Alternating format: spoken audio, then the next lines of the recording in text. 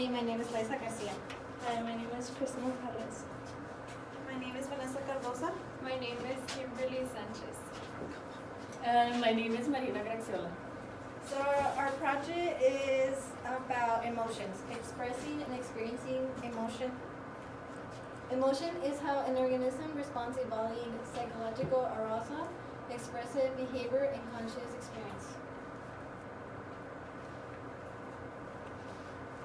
Arousal, the body's psychological response to a stimuli.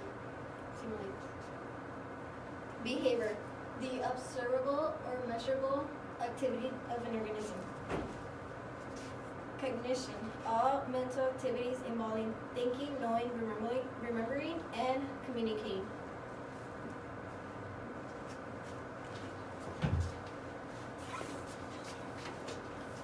The 6 basic universal emotions are happiness, surprise, fear, sadness, anger, and disgust.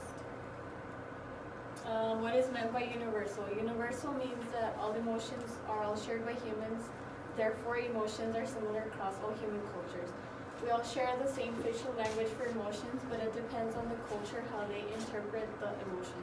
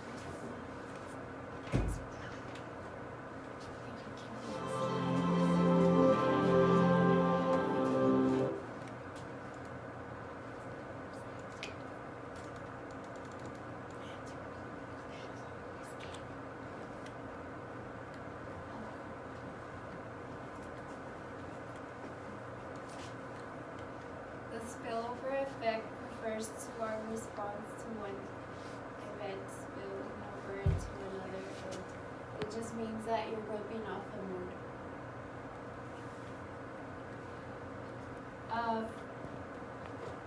The Zinger's two-factor theory.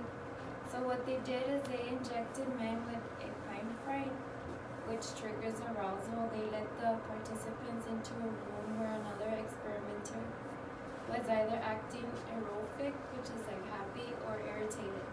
Those who were told to expect effects from the injection felt little emotion because they attributed their arousal to the drug. But those who were told the injection would produce no effects caught the apparent emotion of the other person in the room. They became happy if the experimenter was acting erotic and to see if the experimenter was acting irritated. Arousal and label is equal to emotion. The discovery that a stirred up state can be experienced as one emotion or another depending on how we interpret and label it has been replicated in dozens of experiments. Arousal fuels emotion, cognition channels it.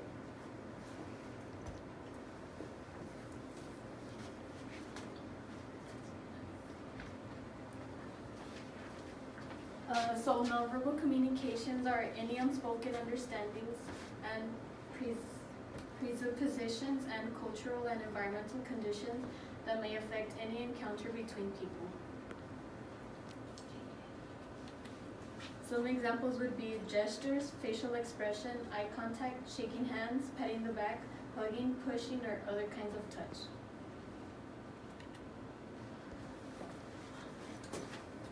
Gender differences in psychology are differences in mental functions and behaviors of the sexes.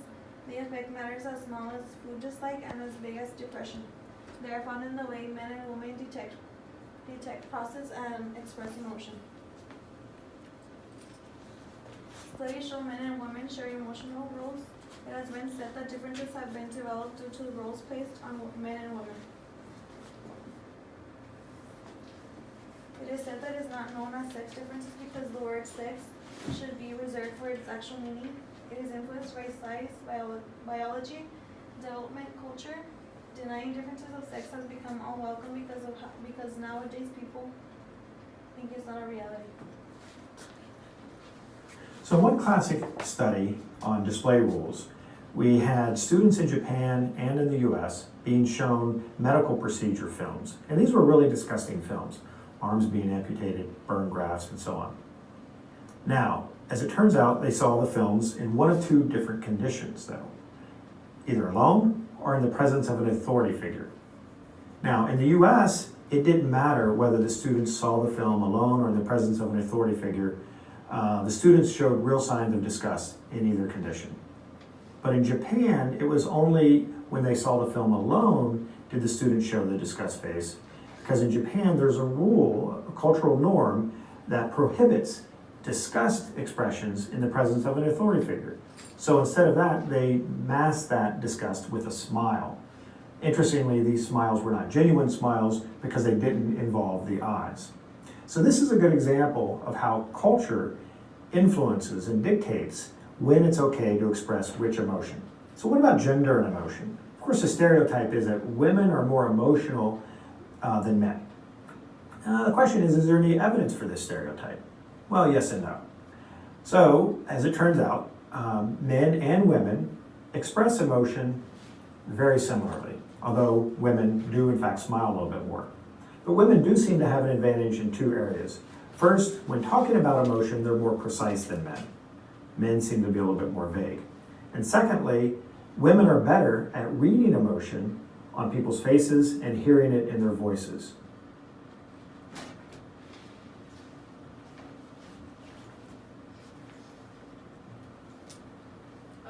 Facial feedback effect. There are different types of emotions that primary emotions are surprise, anger, sadness, disgust, fear, and happiness. The facial feedback effect is the hypothesis that has been proven that our facial expression can be an influencer in or on our emotions. The facial feedback effect experiment. Try by holding your pencil with a smile, it would make you feel happier. Now try by hold your pencil with a frown, you would feel sadder. The behavioral feedback effect is that behavior can also influence our emotion as to acting some certain way can make yourself and other individuals feel a certain emotion.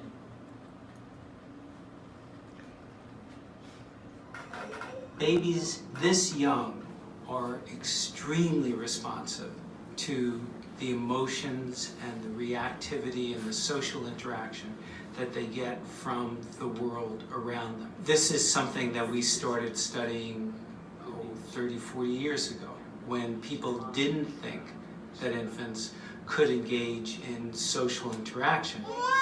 In the still face experiment, what the mother did was she sits down and she's playing with her baby who's about a year of age. I'm like a girl. Oh. And she gives a greeting to the baby gives a greeting back to her. Yeah. This baby starts pointing at different places in the world, and the mother's trying to engage her and play with her. They're working to coordinate their emotions and their intentions, what they want to do in the world. And that's really what the baby is used to. And then we ask the mother to not respond to the baby. The baby very quickly picks up on this, and then she uses all of her abilities to try and get the mother back. She smiles at the mother. She points because she's used to the mother looking where she points. The baby puts both hands up in front of her and says, "What's happening here?"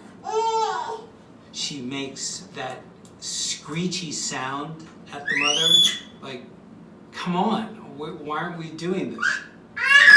Even in this 2 minutes, when they don't get the normal reaction, they react with negative emotions, they turn away, they feel the stress of it, they actually may lose control of their posture because of the stress that they're experiencing. Okay. I'm here. And what are you doing? Oh, yes. Oh, what a big girl. It's a little like the good, the bad, and the ugly. The good is that normal stuff that goes on, that we all do with our kids. The bad is when something bad happens, but the infant can overcome it. After all, when you stop the still face, the mother and the baby start to play again. The ugly is when you don't give the child any chance to get back to the good. There's no reparation, and they're stuck in that really ugly situation.